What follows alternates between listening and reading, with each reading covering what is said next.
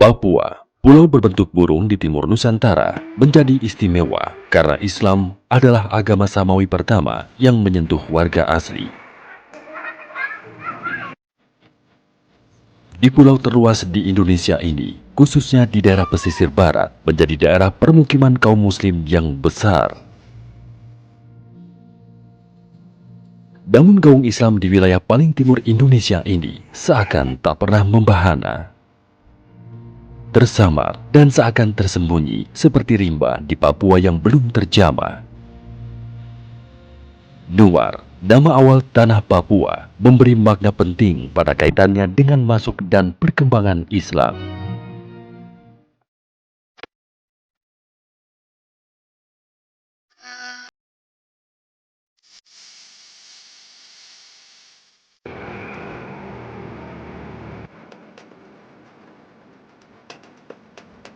Opini bentukan kolonial masih melekat dalam pemikiran masyarakat Indonesia bahwa wilayah paling timur Indonesia tidak pernah terjamah ajaran agama Islam.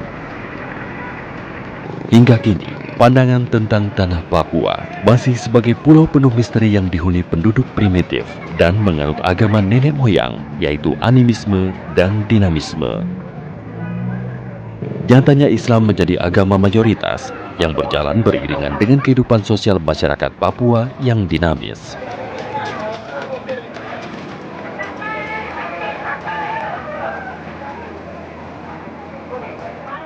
Penyebaran Islam di Papua tak bisa lepas dari interaksi para pedagang muslim dari daerah Bugis, Makassar, Ternate, Tidore, Buton, Banda, Seram bahkan Arab yang terjalin sejak abad ke-15.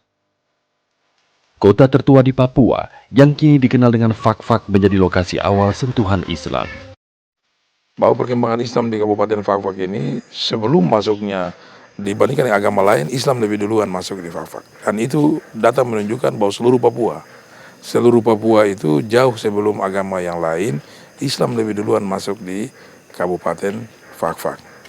Nah, yang dimaksud dengan Fak-Fak ini kita sampaikan bahwa nama Fak-Fak ini boleh kita simpulkan bahwa menyebut nama Papua secara menyeluruh pada waktu yang lalu, karena kita temukan di data-data kerajaan Sriwijaya misalnya itu menyebutkan Fak-Fak dengan nama Janggi.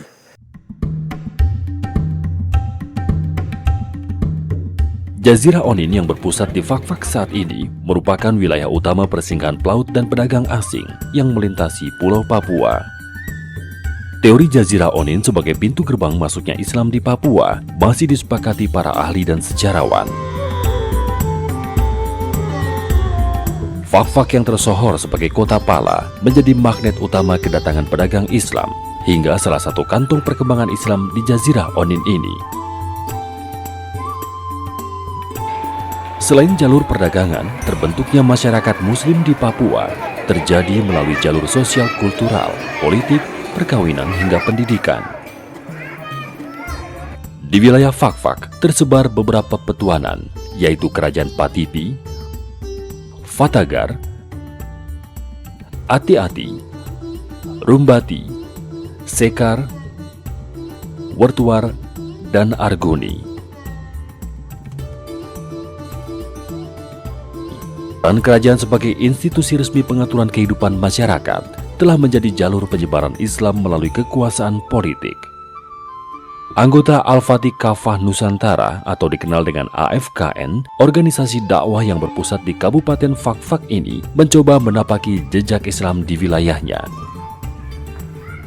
Image orang yang ada di Jawa bahwa kita yang ada di Papua sama sekali tidak ada Islam, apalagi warga asli Papua.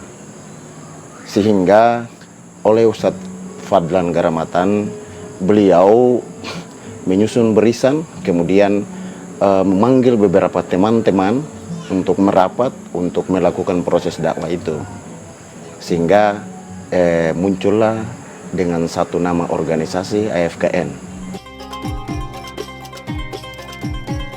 Dimulai dari Kerajaan Patipi. Kerajaan Petuanan Patipi diyakini sebagai kerajaan pertama yang memeluk agama Islam, disusul dengan 6 kerajaan lain yang ada di wilayah Fak-Fak. Ahmad Iba, pensiunan pegawai negeri di Kabupaten Fakfak ini, memegang tampuk kerajaan Patipi ke-19. Raja ke berapa ya? Ke raja ke-10. Oh, ke-10. Sampai sekarang ini? Sampai sekarang. Dan Islam di kerajaan Patipi. Tahun 1224 masih 1224 ya.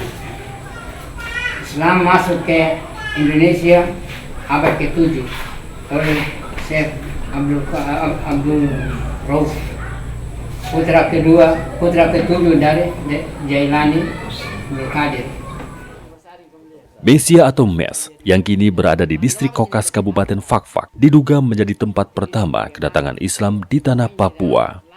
Dari menyeluruh waktu itu disimpulkan bahwa waktu yang tertua adalah 1360 di kampung Rubati. Masuknya dari mana, ini kemudian kita hubungkan dengan kerajaan Tidore atau Ternate pada waktu itu. Kalau dari sisi waktu tahun 1360 maka dapat disimpulkan bahwa Fakfak itu menerima langsung kedatangannya dari Perlak atau Aceh Samudra Pasai langsung sebelum Islam datang dari Tidore lewat jalur kekuasaan Kesultanan Tidore. Peninggalan Al-Quran berukuran 50 cm dan lebar 40 cm dengan tulisan tangan di atas kulit kayu menjadi acuan adanya hubungan antara kerajaan Patipi dengan Samudra Pasai. Selain Al-Quran tua, kitab-kitab fikih, hadis, dan tauhid berusia ratusan tahun. Dua manuskrip yang ditorehkan di daun pokpok serta gulungan kumpulan doa dalam buluh bambu ini ditulis di atas daun koba-koba yang berasal dari pohon endemik Papua.